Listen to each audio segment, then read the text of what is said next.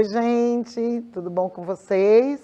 Estamos aqui hoje para mais uma aula de arte e hoje a gente vai falar de um tema novo. A gente vai falar de música, mas a gente vai trazer um tema novo e bastante interessante, com uma discussão bem atual. E a gente tem aqui hoje a presença luxuosíssima de Camille, né, participando aqui com a gente. Bora lá, bora começar. Então, o que a gente vai falar hoje? A gente vai falar hoje sobre música indígena, né? Dentro dos gêneros musicais, a gente vai falar sobre música indígena. Vamos ouvir um pouquinho.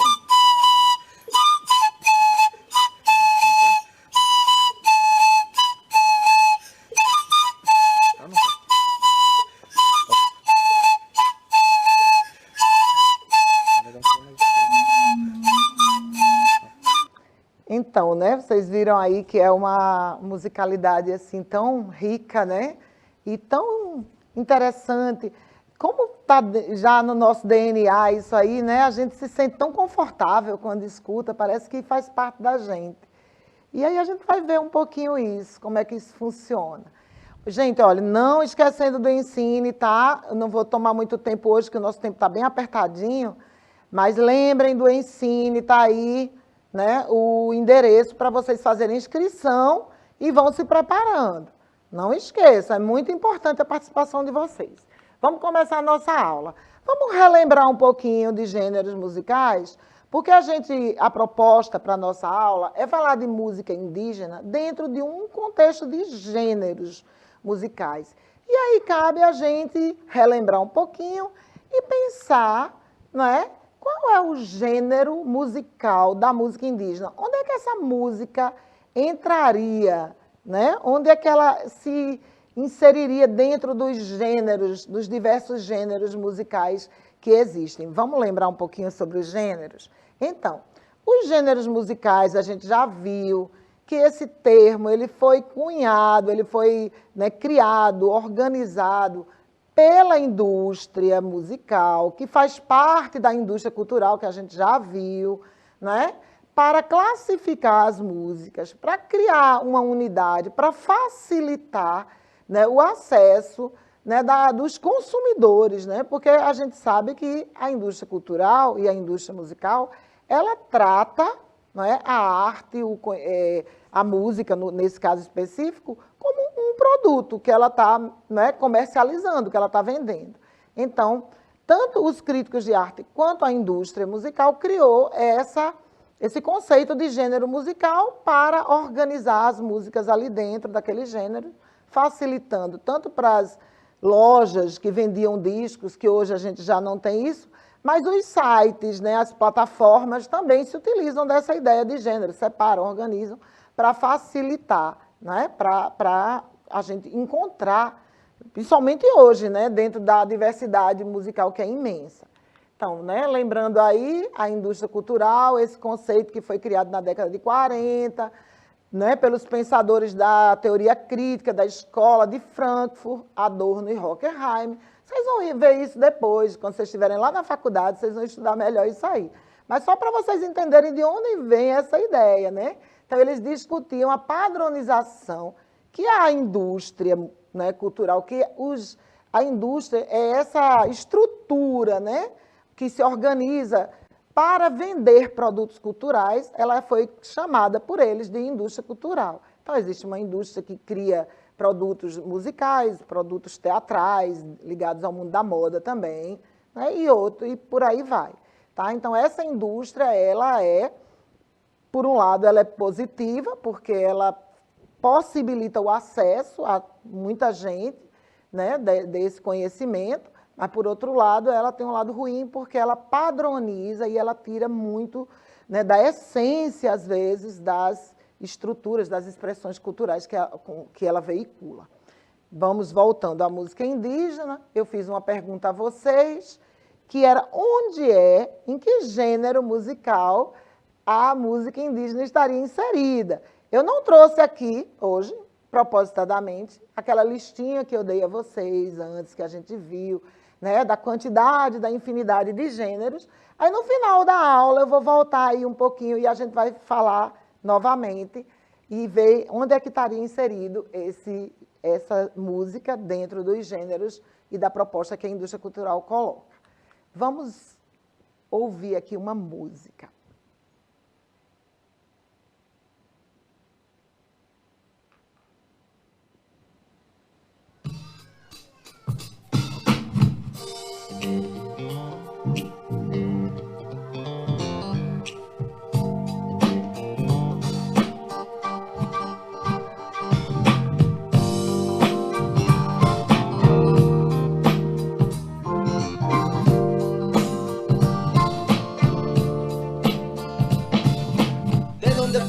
É aqui o meu lugar, luto pela terra por toda a Urupá, Parelheiro, Zona Sul, São Paulo.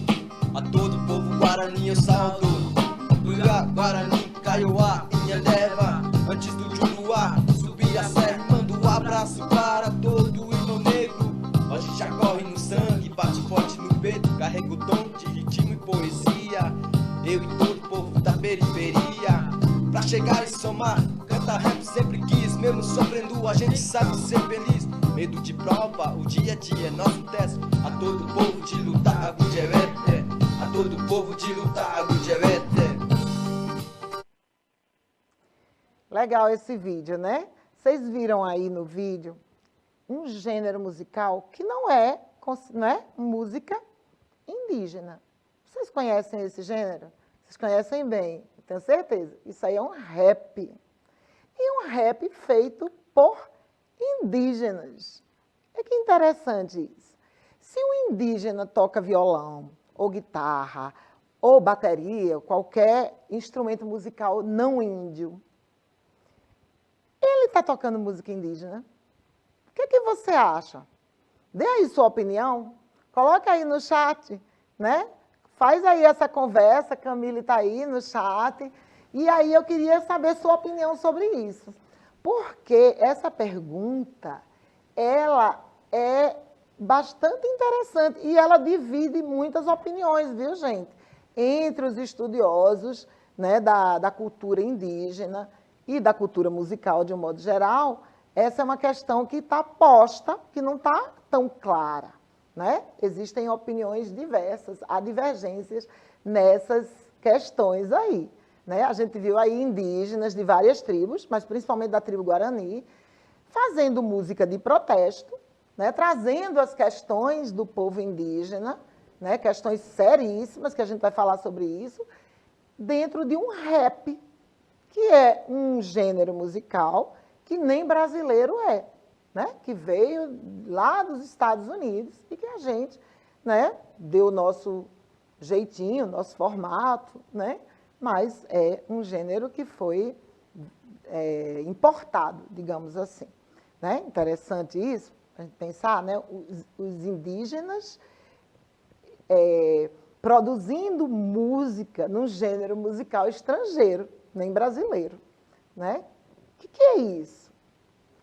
Então, os povos indígenas do Brasil, eles compreendem um grande número de diferentes grupos étnicos que habitam o país desde milênios, antes do início da colonização portuguesa, que principiou no século XVI, fazendo parte do maior grupo dos povos ameríndios.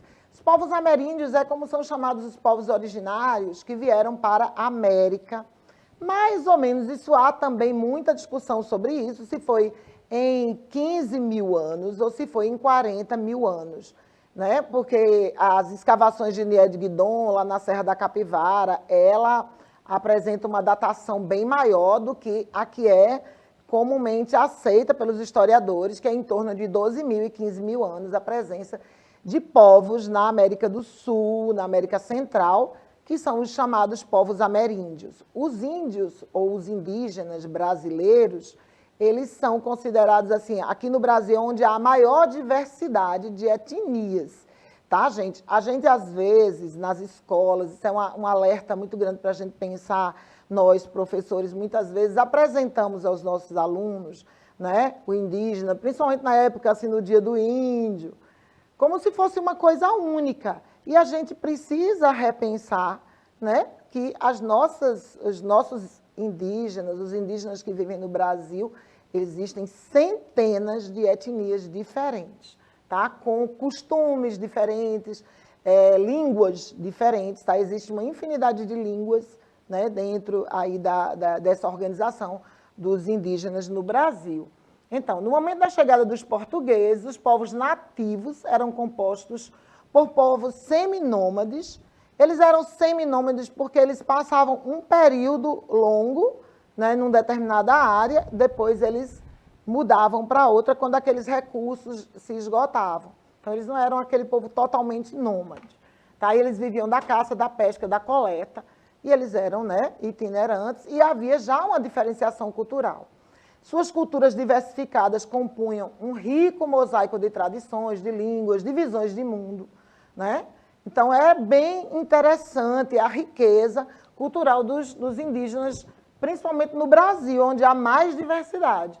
Hoje, segundo dados do IBGE, do censo de 2010, tá, gente? A gente já está em 2021, não sei se vocês sabem, mas não houve o censo 2020, né? A gente teve esse problema por conta da pandemia, mas também por conta de um certo desinteresse, né, político, digamos assim. Então, há hoje no Brasil em torno de 1.700.000 indígenas. Essas populações já começam a ser vistas como culturas complexas, né, sofisticadas em muitos aspectos, né, e eles têm uma grande contribuição a dar para a gente hoje, né, não só cultural, mas principalmente, né, lições de vida, né, questões políticas, porque os índios ou indígenas, eles estão cada vez mais politizados, entendendo da importância da preservação de suas culturas, né, lutando por elas, e eles têm muito a nos ensinar, principalmente nas questões relativas ao clima, né, à sustentabilidade, né, e à preservação do nosso planeta, do nosso meio ambiente. Então, o destino dos povos indígenas do Brasil é incerto. A gente vive hoje um momento muito difícil, né, para essas populações que estão sendo seriamente ameaçadas, né, por invasões. Eu não sei se vocês têm acompanhado os noticiários, né, que vocês têm visto como a Amazônia tem sido devastada nesses últimos anos, né? Muitas queimadas, invasão, grilagem das terras indígenas, falta de respeito, morte, né? Muitos indígenas têm sido assassinados nesse processo, nessa luta. Então, os indígenas brasileiros estão seriamente ameaçados e é muito importante que a gente tenha essa consciência que é importante preservar essas culturas e elas têm todo o direito, porque elas são donas de todo esse território. A gente tem que entender isso, né? Eles estavam aqui, né? Eles chegaram aqui há 15 mil anos e eles são donos desse território e que foi invadido e que eles foram dizimados, foram expulsos, né? E a gente continua, às vezes, ainda alheio a essa realidade. Então, a gente precisa rever, né? A gente precisa tomar novas posições com relação às culturas indígenas e de conhecer mais, de valorizar, não como se eles fossem um objeto de pesquisa, né? Como se eles fossem algo exótico, diferente, tão diferente de nós, né? Para a gente ter aquele olhar como de curiosidade, né? Muitas vezes a gente tem essa postura em relação aos indígenas, né? Como se eles fossem uma coisa muito diferente de nós. Mas, na verdade, eles são apenas diferentes no sentido cultural, né? No sentido da bagagem que eles têm de cultura e de formas de entender o mundo. A gente ouve, às vezes, muitas críticas aos indígenas, isso é muito comum. Porque os indígenas querem as terras, mas eles querem ter celular, andar de helicóptero, eles querem ter acesso à tecnologia e a coisas que são do mundo não índio. E por que não? Eles são pessoas. O fato de eles quererem preservar a cultura deles, a língua deles, o modo de viver, né? De permanecer na terra, de não se urbanizar, não tira deles o direito de também usufruir dos bens, né? Que são produzidos pela sociedade que a gente vive, eles são nossos contemporâneos. Então, a gente precisa parar de olhar para os indígenas com um olhar do passado, como se eles fossem algo que faz parte do nosso passado, para entender que eles fazem parte do nosso tempo. Eles são nossos contemporâneos e eles não precisam viver iguais ao nosso modo de vida, né? Mas eles podem também ter acesso a tudo, a todas as benesses que a tecnologia produziu, porque isso é bom para todo mundo, não é? Se é bom para mim, também é bom para eles, e por que não? Não é? A gente precisa repensar essa postura de achar que porque o indígena quer ter um celular, quer ter uma antena parabólica ou qualquer outro artefato para ter acesso aos meios de comunicação, eles são menos indígenas por causa disso. Não. Não é? O que faz ele ser indígena é a manutenção de sua cultura, a sua língua, o seu modo de vida e suas visões de mundo, construídas ali. Não é? Então, a gente precisa rever os nossos conceitos com relação às culturas indígenas brasileiras. Bora lá. Aqui em Pernambuco tem algumas etnias, a gente tem em várias regiões do estado de Pernambuco ainda, né, organizadas, algumas tribos. Então, a gente tem a Ticum, Funiô, Cambiuá, Capinauá, Pancará, Pancararu, Pipipã, Trucá, Tuxá, Chucuru. Existem outras, mas essas são as que estão mais presentes. Bora andar um pouquinho, senão o tempo da gente não vai dar. Então, a arte indígena, ela é muito rica, ela é bem variada, né? Ela se apresenta na cerâmica, na pintura corporal, nas máscaras, cestaria, na plumária, que é os adornos, né? Os acessórios, eles gostam muito de usar acessórios, né? Tornozeleiras, braceletes, armas, instrumentos musicais, além da música e da dança. Dentro desse universo que a gente está vendo hoje é a questão da música. Então, a música indígena é uma música ancestral, tá? Isso faz parte dessa cultura deles que precisa ser preservada, né? Essa música que eles fazem é uma música que está relacionada com seus rituais, com a religiosidade, né? Ela tem diversas finalidades ali dentro das tribos, não é? Então, eles vivem ali, e a música é muito importante para a identidade deles. A música indígena, ela é basicamente uma música cantada.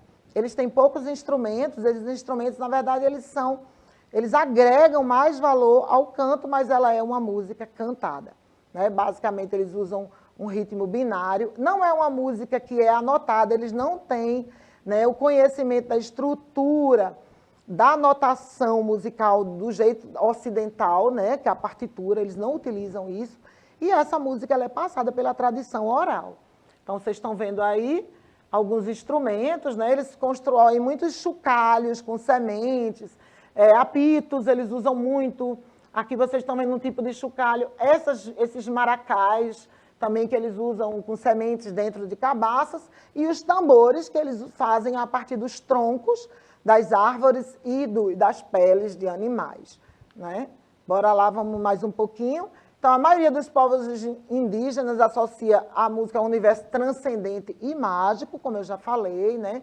Ela é sempre utilizada em todos os rituais, mas ela também faz parte da vida cotidiana deles, né? Eles também utilizam a música como socialização, como lazer, e principalmente para o trabalho, eles trabalham cantando, né? E, como eu disse, é canto. Boa parte da música indígena é canto.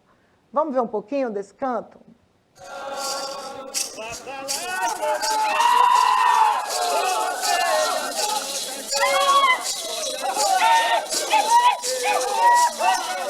Aí vocês estão vendo, né, que eles usam roupa. Então, eles já estão, né, sofrendo as influências também do contato com o homem não índio, né? A gente nem usa mais essa expressão homem branco, porque nem todo mundo é branco, né? É o não índio.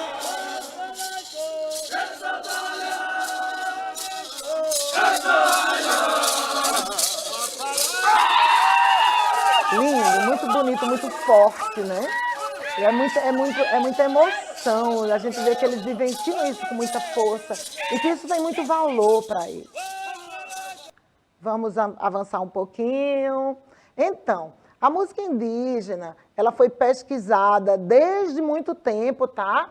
Então, houve muitos pesquisadores, não só brasileiros, europeus também, né? A gente vê aí, o Roquete Pinto foi um pesquisador brasileiro que foi as primeiras gravações da música indígena, foi feita pelo Roquete Pinto, e outros músicos, né, pesquisaram sobre a musicalidade. O Villa-Lobos, um dos maiores compositores brasileiros, o maior compositor brasileiro e um dos maiores do mundo, né, ele pesquisou bastante sobre a música indígena e utilizou a música indígena em sua obra.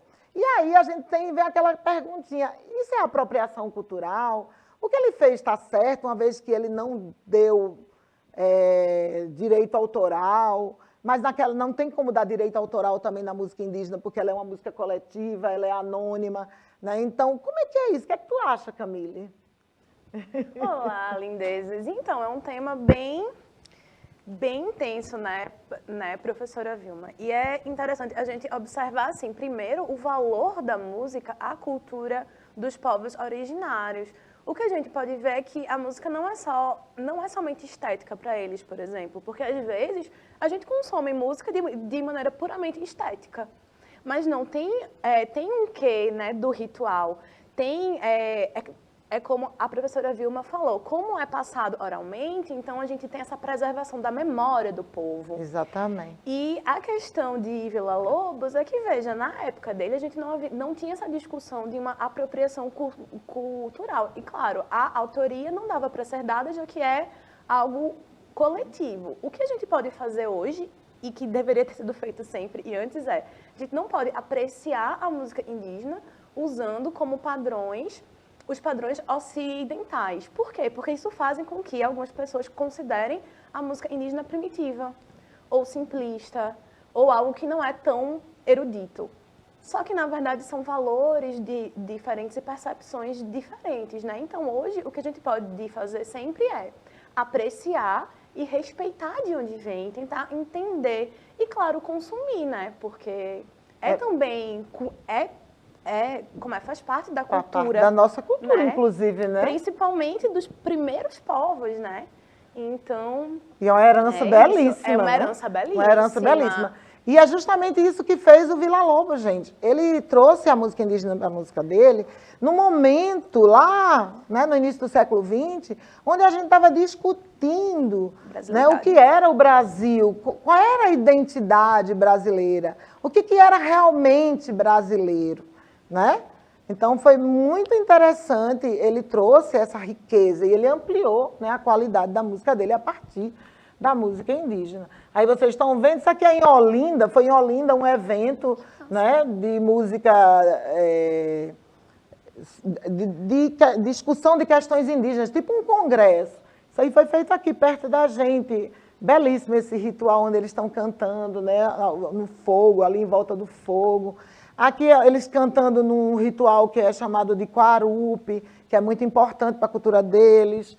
E vamos ouvir agora uma cantora indígena. Essa moça, ela grava discos. Vamos ouvir. O vídeo está travando, mas vamos ver se vai. Juena Ticuna.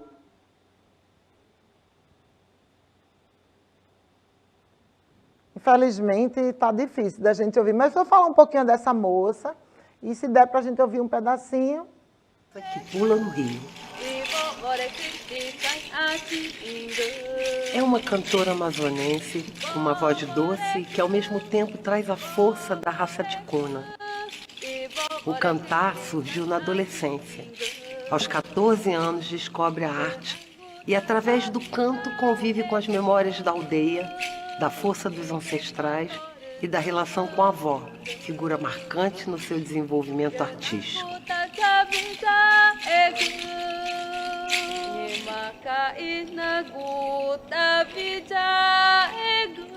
Juena canta a vida, a força do feminino espelhado na sua mãe Totimanã, que significa revoada das araras, e que é cantora do grupo Watmancan. Música, ela sempre esteve comigo, porque minha mãe é cantora e eu aprendi a cantar com ela e assim como ela aprendeu a cantar com a minha avó e como a minha avó aprendeu a cantar com seus antepassados. Da avó Nurena, que... Bom, gente, vou passar aqui um pouquinho, porque está travando, e também assim, deu para vocês conhecerem. Ela se chama, é difícil pronunciar o nome dela, se eu não me engano é Moiuena Ticuna. Ticuna é o nome, né, da etnia dela, né? Então, vocês podem pesquisar mais sobre ela e a música que ela faz, que é belíssima. Tá? Existem uma quantidade enorme de indígenas gravando discos, tanto com a música indígena, quanto com a música não indígena. E aí, para a gente concluir, eu vou voltar àquela questão, onde é que a gente colocaria a música dessa cantora dentro dos gêneros musicais? Não é? Então, normalmente a indústria, ela coloca esse tipo de musicalidade dentro de duas possibilidades. Ou ela é chamada world music, né? A música do mundo. Eu acho bonito essa classificação, né? Ou como música folk, né? Existem aí eu gosto menos do folk, porque leva para a coisa do folclore, né? Que desvaloriza um pouco o folclore, sempre aquela visão, né, etnocêntrica, né? Como se fosse uma coisa menor, um povo menor, uma cultura menor. Então, gente, é isso. Olha, como atividade, façam alguma coisa para participar do Ensine. Pode até ser uma pesquisa sobre música indígena. Seria muito legal se vocês mandassem um vídeo sobre música indígena para participar do Ensine. Tem muita coisa legal na internet. Tá, gente? A gente está se despedindo da nossa aula. Eu queria agradecer a participação de Camille aqui e agradecer também ao pessoal lá, né, da técnica, sempre muito atento a gente, e dizer a vocês que a gente se vê na próxima aula.